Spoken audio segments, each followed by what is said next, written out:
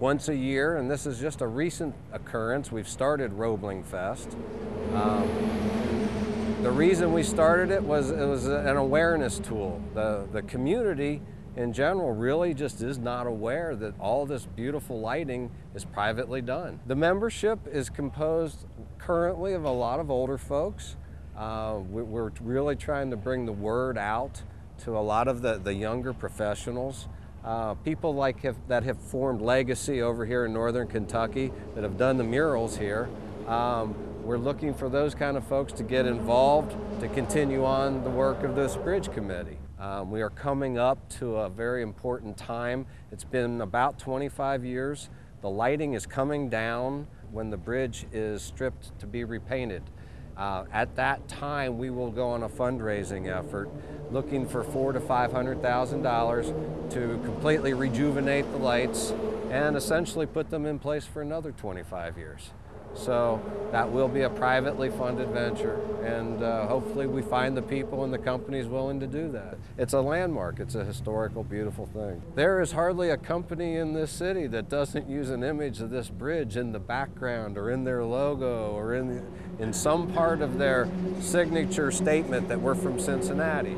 And those are the people we feel really should step up to the plate and send a piece of money to help us keep it beautified and lighted.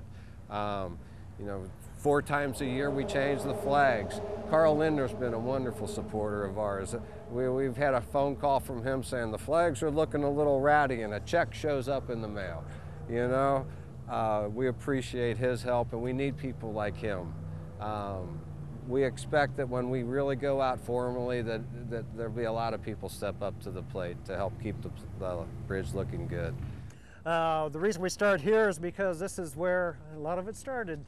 And I'll give you a little background behind John Roebling. For those of you not familiar with him, he was born in Germany and he went to the Berlin Polytech Institute and he received his degree in civil engineering. And afterwards, after growing up with his family, he decided to come to America. And he settled in Saxonburg, Pennsylvania, and took up farming in a small community there just north of Pittsburgh. Farming did not suit him that well, so he chose to get back into engineering.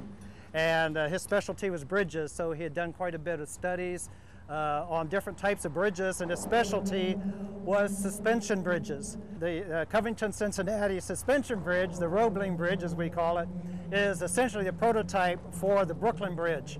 And it's not only a suspension bridge, it's a hybrid bridge.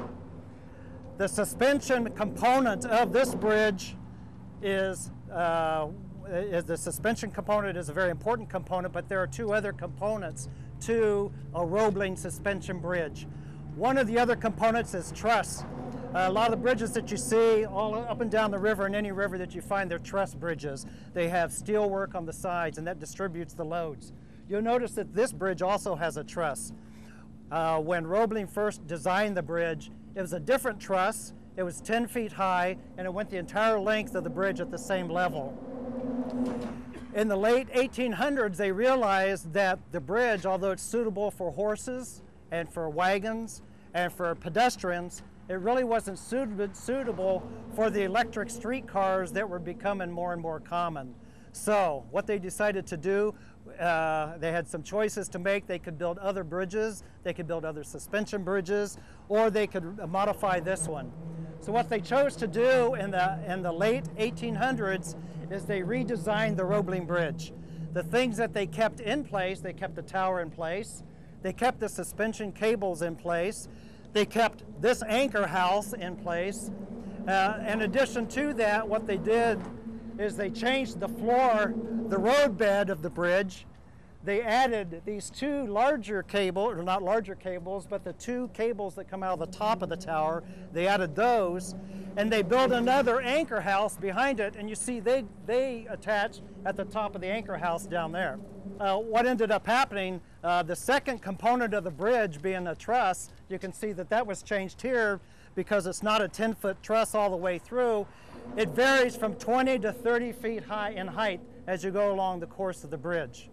So those are two components that made a Roebling suspension bridge different than any other.